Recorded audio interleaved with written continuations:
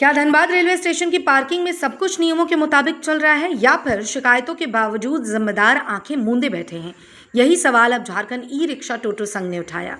संघ का दावा है कि डीआरएम को सभी दस्तावेज और साक्ष्य सौंपने के 15 दिन बाद भी पार्किंग ठेकेदार के खिलाफ कोई कार्रवाई नहीं हुई।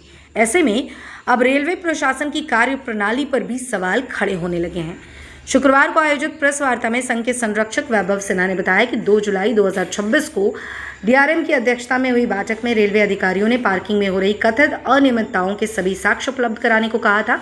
इसके बाद संघ ने लिखित शिकायत, अनुबंध की शर्तों के उल्लंघन का क्लॉजवार विवरण और पार्किंग रसीदों की प्रतियां और फोटोग्राफिक साक्ष्य रेलवे प्रशासन को सौंप दिए, लेकिन लगभग 15 दिन बीत जाने के बाद भी कोई प्रभावी कार्रवाई नहीं की गई। संघ का आरोप है कि आज भी रेलवे पार्किंग में ई रिक्शा चालकों से कथित मनमानी वसूली की जा रही है। पार्किंग शुल्क सूची, 5 मिनट की निःशुल्क पिकअप और ड्रॉप सुविधा, हेल्पलाइन नंबर और आवंटित क्षेत्र का स्पष्ट प्रदर्शन नहीं किया गया। इसके अलावा सीसीटीवी कैमरे नहीं लगे हैं। कई कर्मचारी बिना यूनिफॉर्म और पहचान पत्र के शुल्क वसूल रहे हैं और कंप्यूटरकृत रसीदें भी जारी नहीं की जा रही हैं। प्रेस वार्ता में डीएवी स्कूल, पुराना बाजार रोड स्थित रेलवे पार्किंग की बदहाल स्थिति का भी मुद्दा उठाया गया। संघ का कहना है कि वहां लंबे समय से जल जमाव, कचरे का अंबार और गंदगी फैली हुई है, जबकि अनुबंध के अनुसार साफ सफाई और रखरखाव की जिम्मेदारी पार्किंग ठेकेदार की है।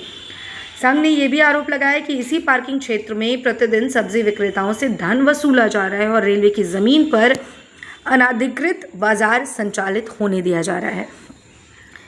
यदि ये सही है तो ये रेलवे की भूमि का अनुबंध के विपरीत उपयोग है, जिसकी स्वतंत्र जांच होनी चाहिए। झारखंड ई रिक्शा टोटो संघ का कहना है कि अब ये मामला सिर्फ पार्किंग ठेकेदार तक सीमित नहीं रह गया। जब शिकायतें, दस्तावेज और फोटोग्राफिक साक्ष्य देने के बाद भी कार्रवाई नहीं होती तो संबंधित रेलवे अधिकारियों और रेलवे सुरक्षा बल की भूमिका पर भी सवाल उठना स्वाभाविक है। इसलिए पूरे मामले की निष्पक्ष जांच कर जिम्मेदारी तय की जानी चाहिए। संघ ने धनबाद के नागरिकों, यात्रियों और ई रिक्शा चालकों से भी अपील की है कि यदि उनके साथ भी अवैध वसूली, बिना रसीद शुल्क वसूली या किसी प्रकार की बदसलूकी हुई तो वो फोटो और वीडियो के साथ अपनी शिकायत सोशल मीडिया पर साझा करें और रेल मंत्रालय और संबंधित अधिकारियों को टैग करें। संघ ने यह भी चेतावनी दी है कि यदि जल्द कार्रवाई नहीं हुई तो मामला रेलवे बोर्ड, पूर्व मध्य रेलवे के महाप्रबंधक, रेलवे सतर्कता, श्रम विभाग और अन्य सक्षम प्राधिकारियों तक ले जाया जाएगा। साथ ही लोकतांत्रिक और शांतिपूर्ण जन आंदोलन भी शुरू किया जाएगा। प्रेस वार्ता में संरक्षक वैभव सिन्हा, अध्यक्ष अनिल यादव, महासचिव रमेश राम, संस्थापक मुन्ना कुशवाहा, जिला अध्यक्ष राजू वर्मा सहित संघ के कई पदाधिकारी और सदस्य मौजूद रहे। मैं आपको बता दें, ये समाचार झारखंड ई रिक्शा टोटो संघ द्वारा जारी प्रेस विज्ञप्ति और उसमें लगाए गए आरोपों पर आधारित है। संबंधित रेलवे प्रशासन या पार्किंग ठेकेदार का पक्ष प्राप्त होने पर पल्स भारत 24 उसे भी प्रमुखता से प्रकाशित करेगा। हमने कहा ठीक है।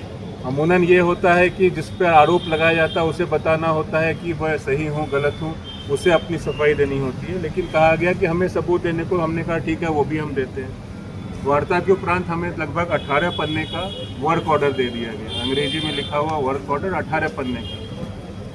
पता नहीं, हमें लगता है कि उनकी सोच होगी कि भाई टोटो ड्राइवर हैं, गरीब हैं, अनपढ़ हैं, ये क्या पढ़ेंगे वर्क ऑर्डर को। लेकिन हमने गहनता से जब उस वर्क ऑर्डर को